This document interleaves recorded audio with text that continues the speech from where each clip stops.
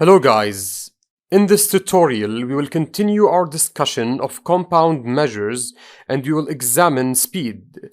Speed is a compound measure comparing the distance traveled to the time taken to travel the distance. You will need to remember the formula for finding speed, which is speed equal to distance divided by time. Since distance has a certain unit, and time has a different unit, then speed is called a compound measure that compares the distance traveled to the time taken to travel the distance.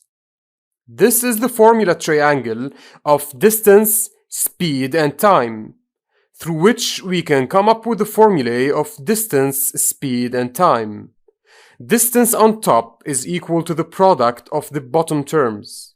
So distance is speed multiplied by time, since speed and time are the bottom terms of the formula triangle.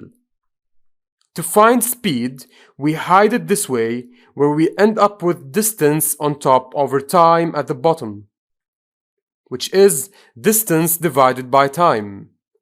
To find time, we similarly hide it this way, so we end up with distance on top over speed at the bottom, which is distance divided by speed.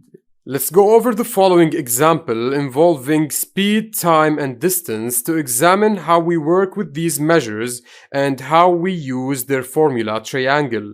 So a family traveled 288 kilometers in 4.5 hours. What was the average speed for their journey?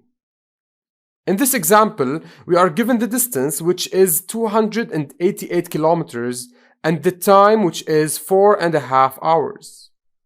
So recall that to find the speed, we first write down the formula triangle as shown to the right, and we cover the speed where it is equal to distance over time.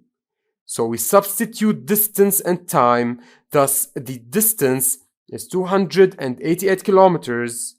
We divide this by time, which is 4.5 hours, or we say 4.5 hours.